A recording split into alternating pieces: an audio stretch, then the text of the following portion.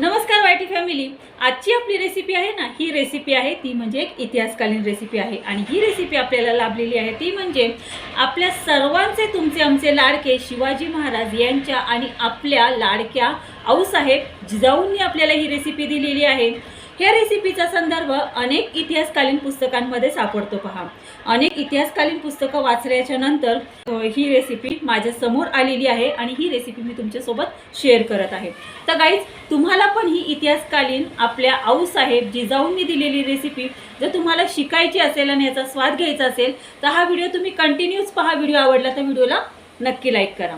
मी भारतातील पुणे जिल्ह्यातील तृप्ती स्वागत करते तुमचं पुन्हा एकदा आपले यूट्यूब चॅनल @तृप्ती इंगमिरे कुकिंग ब्लॉगिंगवरती। सर्वांची तब्येत अगदी उत्कृष्ट असेल, अगदी अप्रतिम असेल अशी आशा करते। आणि आज आहे 7 एप्रिल 2024, रविवार आहे आज। आणि आज ज्यांचा वाढदिवस आहे त्यांना wish you many many happy returns of the day. त्यांच्या सर्व मनोकामना पूर्ण होत ही स्वामीचरणी प्रार्थना करून आजच्या या नवीन कुकिंग व्हिडिओला सुरुवात करते।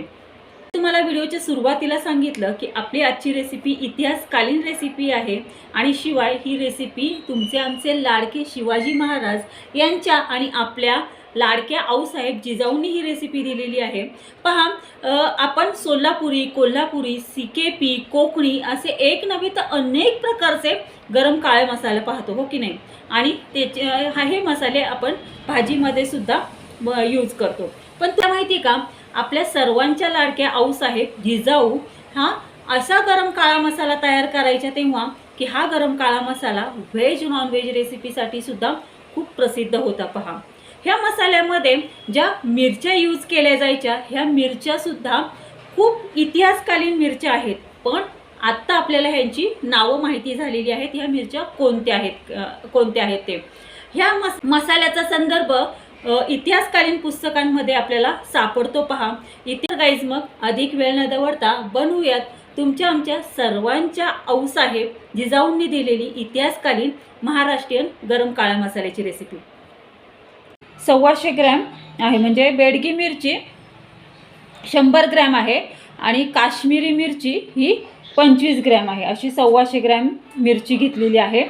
आणि ही आपली जी घरात आपण वापरतो ना, यूज करतो ना मिरची, ती थोडीशी ह्याच्यामध्ये वापरणार आहे।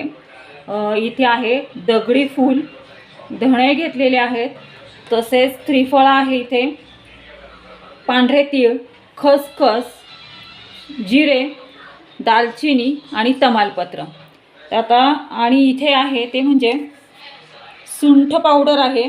सुंठ पावडर पण ही घरी बनवलेली आहे।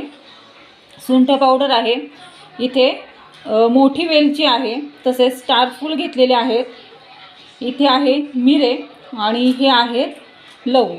आता ह्या सर्वाचं ह्या सर्व मसाल्यांचं, ह्या जे सर्व खडे मसाले आहेत ना, या सर्व खडे मसाल्यांचं जे काही मेजरमेंट आहे ना ते मी डिस्क्रिप्शन बॉक्समध्ये देते। डिस्क्रिप्शन बॉक्स चेक करून तुम्ही ह्या सर्व मसाल्यांचं मेजरमेंट पाहू शकता। तर पहा, आता हा मसाला, सर्व खडे मसाला आता आपल्याला प्रथम ड्राय रोस्ट करून घ्यायचा आहे। ड्राय रोस्ट मसाला कधी पण चांगला असतो, पहा जास्त काळ टिकतो। त्रिफळा, गॅस सुरू करून गॅसवरती कढई ठेवली, कढई तापलेली आहे, त्यामध्ये आपण त्रिफळा, धणे कढईमध्ये ॲड करून छान असं ड्राय रोस्ट करायचे आहे। एकत्र बारीक एकत्र भाजायचे, काही वेगवेगळं भाजायचं नाही, एकत्र भाजायचे सगळं। खसखस, शहाजिरे, तमालपत्र आणि सुंठ, वेलची, मिरे, लवंग हे सुद्धा ह्याच्यामध्ये ॲड करायचं आहे। तसेच दगडी फूल ॲड करायचे आहेत। मिरच्या आपल्याला सगळ्यात शेवटी रोस्ट करून घ्यायच्या आहेत। ज्या पद्धतीने आपले आऊसाहेब जिजाऊ ज्या पद्धतीने हा मसाला तयार करायचा ना, त्याच पद्धतीने आपण हा महाराष्ट्रीयन गरम काळा मसाला तयार करत आहोत। फक्त मिरच्या तेवढ्या आपल्याला वेगळ्या घ्यायच्या, भाजून घ्यायच्या, मिरच्या एकत्र भाजायच्या नाहीत, बाकी सर्व हे खडे मसाले एकत्र भाजून घ्यायचे। ड्राय रोस्ट करायचे ना, म्हणजे असं तेल नाही घालायचं। तेलाने काय होतं की जास्त असं मसाला तेलकट होतो। पहा, तर तेल नाही यूज करायचं, तेल फक्त आपल्याला मिरचीसाठी यूज करायचं आहे थोडंसं। हे पहा, आता हे परतून झालेलं आहे, गॅस बंद करते। हा खडे मसाला छान असा खमंग ड्राय रोस्ट करून घेतल्याच्या नंतर गॅस बंद करून एका प्लेटमध्ये हा खडे मसाला काढून घ्यायचा आहे। मध्ये आपण काश्मीरी मिरची, बेडगी मिरची घेतलेली आहे ना, ह्या दोन्ही इतिहासकालीन मिरच्या आहेत पहा. या दोन्ही मिरच्यांचा संदर्भ आपल्याला इतिहासकालीन पुस्तकांमध्ये सापडतो. 100 ग्रॅम कोकोनट,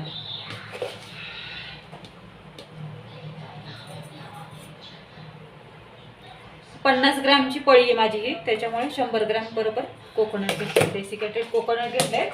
ॲक्च्युली ह्यामध्ये वाटी खोबरं जे असतं ना, ते वाटी खोबरं यूज करतात, पण माझ्याकडे ते वाटी खोबरं नव्हतं, त्याच्यामुळे हे डेसिकेटेड कोकोनट मी ह्याच्यामध्ये यूज करत आहे. ज्या कढईमध्ये आपण खडे मसाले गरम केले ना, ती कढई ऑलरेडी गरम होती, त्यामुळे गॅस बंद करून हे डेसिकेटेड कोकोनट मी कढईमध्ये छान असं भाजून घेतलेलं आहे. पहा अशा पद्धतीने खोबरं भाजून घेतल्याच्या नंतर आता आपल्याला ह्याच्यामध्ये मिरच्या ॲड करायच्या आहेत. ह्याच्यामध्ये बेडगी मिरची, काश्मीरी मिरची आणि माझ्याकडे घरामध्ये काही हिरव्या मिरच्या थोड्याशा सुकलेल्या होत्या, त्या पण थोड्याशा मी ह्याच्यामध्ये ॲड केलेल्या आहेत. पहा आता ह्या सर्व भाजून घ्यायच्या आहेत. थोडंसं वरतून तेल ॲड करायचं आहे. मिरच्या जर तेलामध्ये भाजल्या ना तर कलर छान येतो. हे मी घरात आपल्या अशा पद्धतीने ह्या मिरच्या आपल्या भाजून झाल्या आहेत. खोबरं भाजून झालेलं आहे. हे सर्व खडे मसाले भाजून झालेले आहेत. आता पहा हे आपल्याला हळद आपण ही घेतलेली आहे. हळद आपल्याला पहिल्यांदा फोडून घ्यायची आहे, खलबत्त्यात छान अशी फोडायची आणि मग ती आपल्याला सर्व मसाल्यामध्ये बारीक करून घ्यायची आहे. हे पहा हळद ही छान बारीक अशी हळद ही अशी थोडीशी कुटून घेतलेली आहे खलबत्त्यात. मिक्सरमध्ये हे सर्व मसाले बारीक करणार आहे. आपल्या आऊसाहेब जिजाऊ हे मसाले सर्व असे कुटायचे पहा, पण आता आपल्याकडं तेवढी मोठी उखळ नाही आहे कुटायला, त्यामुळे आपण हे मिक्सरमध्ये बारीक करून घेत आहोत. सर्वात प्रथम हे सर्व खडे मसाले मिक्सरमधून बारीक करून घ्यायचे आहेत. प्रथम बारीक करायचं आहे, एकदम नाही, पहिलं बारीक केला नंतर बारीक करते. आता हा खडे मसाला बारीक केलेला एका प्लेटमध्ये काढून घ्यायचा आहे. आता मिरच्या सर्व फिरून घ्यायच्या आहेत मिक्सरमधून. आता बारीक केलेल्या ह्या मिरच्यांमध्ये थोडासा खडा गरम मसाला ह्याच्यामध्ये थोडासा बारीक केलेला ॲड करायचा आहे आणि त्यानंतर खोबरं जे आपण भाजलेलं होतं ते ॲड करून मिक्सरला फिरवून घ्यायचं आहे. पहा एवढं लक्षात ठेवा की खोबरं सगळ्यात शेवटी हे बारीक करायचं आहे, मिक्सरला फिरवून घ्यायचं आहे. आता पहा खोबरं ॲड केल्याच्या नंतर छान असं हे मिक्सरला फिरवून घेतलेलं आहे. आता एका प्लेटमध्ये हा सर्व मसाला काढून घ्यायचा आहे. एका प्लेटमध्ये हा मसाला सर्व काढून घेतल्याच्या नंतर जो राहिलेला खडा गरम मसाला होता ना बारीक केलेला, तो ह्या मसाल्यामध्ये ॲड करून पुन्हा छान असा हा एकजीव होण्यासाठी एकत्र असा हा मिक्सरला फिरवून घ्यायचा आहे.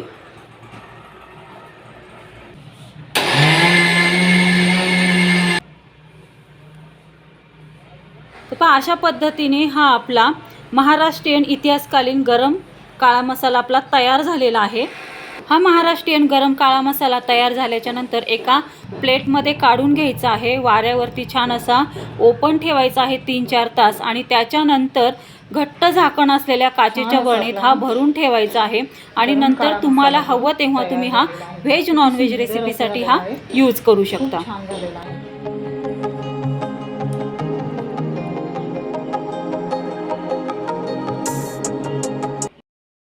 तर गाईज कशी वाटली तुम्हाला आजची ही आमच्या सर्वांच्या लाडक्या आऊसाहेब जिजाऊंनी दिलेली इतिहासकालीन ही महाराष्ट्रीयन गरम काळा मसाल्याची रेसिपी आवडली का तुम्हा सर्वांना? मला कमेंटमध्ये नक्की कळवा.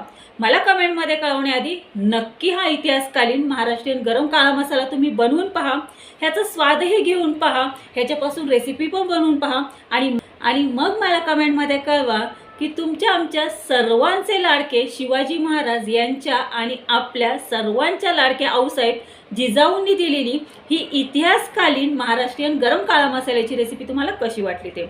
गाईज तुम्हाला असेच मस्त चमचमीत झणझणीत रेसिपी तुम्हाला शिकायची असेल आणि त्यांचा स्वाद घ्यायचा असेल तर आपले यूट्यूब चॅनल @कुकिंग कुकिंग ब्लॉगिंगला लाईक, शेअर आणि सबस्क्राईब करा. सबस्क्राईब करून ऑल बेल बटन प्रेस करा, म्हणजे जेव्हा माझी कुकिंग ब्लॉगिंगचे व्हिडिओ पोस्ट होतात तेव्हा त्याचे नोटिफिकेशन तुम्हाला येईल आणि असेच मस्त चमचमीत झणझणीत रेसिपी तुम्हाला शिकायला मिळतील आणि त्यांचा स्वादही घ्यायला मिळेल. धन्यवाद. Have a good day. भेटूयात आपण अशाच नवीन रेसिपीसोबत नवीन कुकिंग अँड ब्लॉगिंग व्हिडिओमध्ये. तोपर्यंत सर्वांनी तब्येतीची काळजी घ्या, मस्त खा आणि स्वस्थ राहा. Bye bye.